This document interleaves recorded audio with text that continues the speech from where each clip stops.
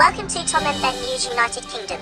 Here is our top stories today. Vladimir Putin says he does not want Russia to go to war with Europe. Weather warnings issued for most parts of the UK with strong 70 to 90 mile an hour winds. And a swimmer in Sydney dies in the city's first fatal shark attack in nearly 60 years.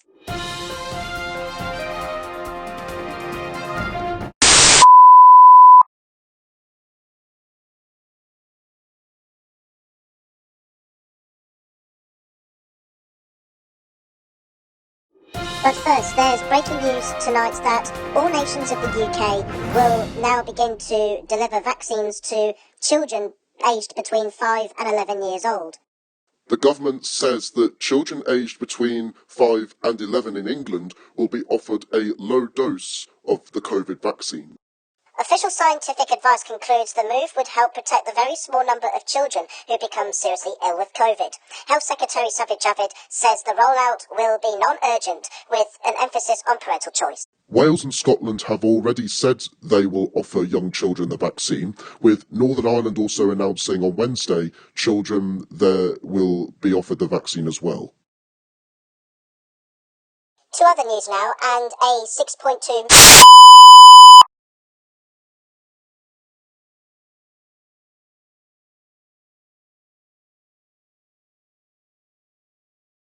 magnitude earthquake has struck Guatemala, reducing buildings to rubble. The European Mediterranean Seismological Centre said the earthquake hit the Central American nation on Wednesday morning, with the epicentre being in Nueva Concepción.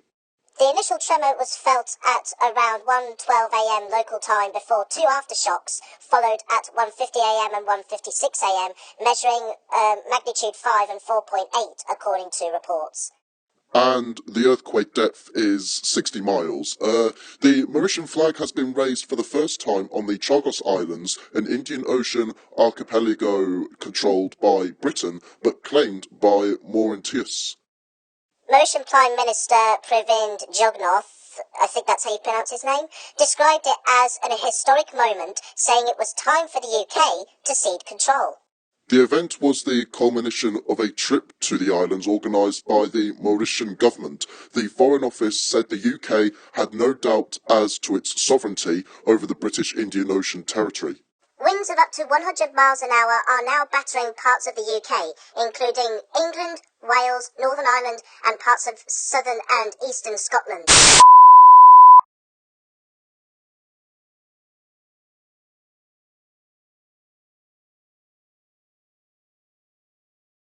Storm Eunice is predicted to cause power cuts, damage to homes, coastal flooding and travel chaos. The Met Office recently issued an Amber Be Prepared warning yesterday because of strong winds, with the possibility of a very rare red danger to life warning for some areas. It comes after Storm Dudley caused power cuts, felled trees and blew a trampoline onto a railway line. Police in the US state of New York have said that a young girl who went missing in 2019 has been found alive in a secret room under a staircase. Parsley Schultes, now 6, was discovered in a house in the town of Saugerties after a search on Monday. Police say she is in good health and has now been reunited with her legal guardian and older sister. Russian President Vladimir Putin has said that, of course, Russia does not want a war in Europe, but that his security concerns must be addressed and taken seriously. The Russian president's comments came as the military said that some troops were withdrawing from the border near Ukraine, the first sign from Moscow of a possible de-escalation of tensions.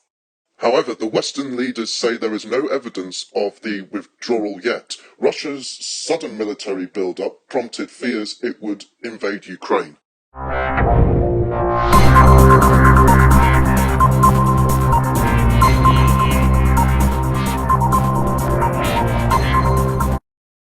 Okay, it appears that we have another breaking news today, that Lincolnshire police have arrested dangerous sex offender Paul Robson, who was found in the Skegness area on his 5th day on the run. He was found and arrested in the Skegness area at 9:27 a.m. A couple of days ago, and he remains in police custody. East Area Commander Chief Superintendent Kate Anderson said, "We are pleased to report that we have arrested Paul Robson." To sport now, and England have beaten Italy 33-0 in the Rugby Six Nations. They will be playing Wales later in the week. Meanwhile, in the Winter Olympics, Team GB have high hopes of ending their medal drought after Eve Muirhead's curling rink advanced to the women's semi-finals in dramatic fashion. Britain not only had to defeat the Russian Olympic Committee in their final group match, but then hope results elsewhere went their way, and after an agonising wait following their victory, the fates aligned in their favour. Britain now faces defending champions Sweden.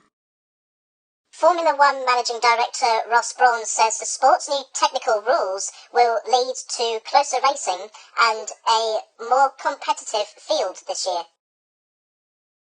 Braun says he is convinced the cars will be closer in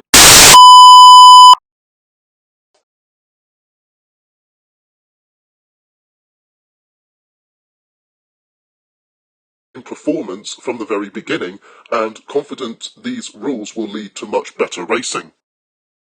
He also said, "We may see we don't quite hit a bullseye in terms of following directly behind another car, but we will still be so massively ahead of where we were because the old cars were dreadful for racing, and that is the sport."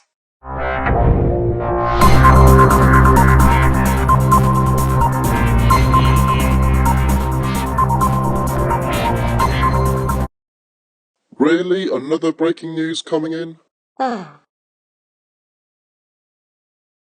Okay, it appears that we have yet more breaking news that a red danger to life warning has been issued for southwest England and South Wales. The warning has been issued from 7 a.m. to 12 p.m. on Friday for along the coastline of Devon and Cornwall, as well as the south coast of Wales for strong 100-mile-an-hour winds. It warns of flying debris resulting in danger to life and damage to buildings and homes, with roofs blown off and power lines brought down. We'll keep you up to date on this story.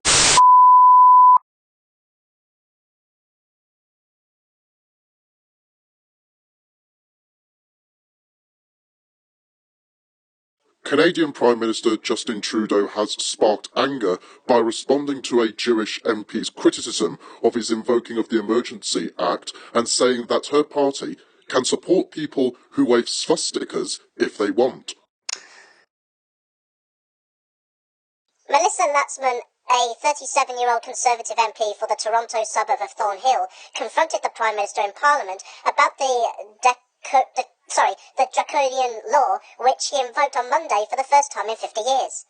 The Speaker of the House then reprimanded Trudeau for using inflammatory language in Parliament during the debates. Shame on Trudeau for saying those remarks to someone who was born from a family who, as far as I'm aware, gone through the Holocaust.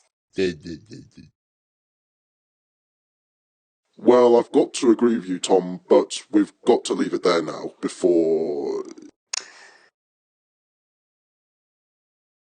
Yeah, I get what you're trying to say, so let's move to something else now.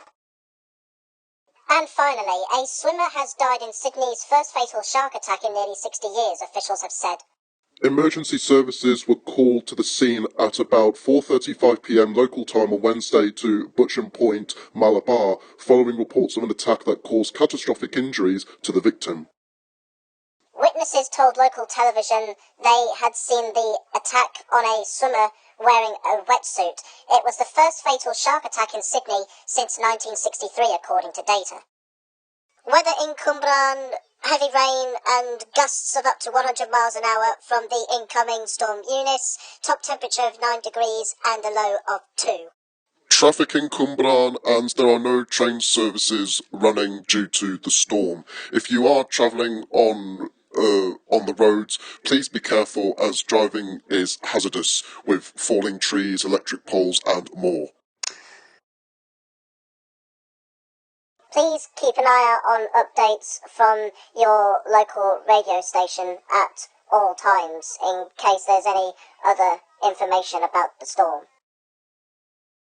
That's all today. Thank you for watching, and this is the last episode of Season 1.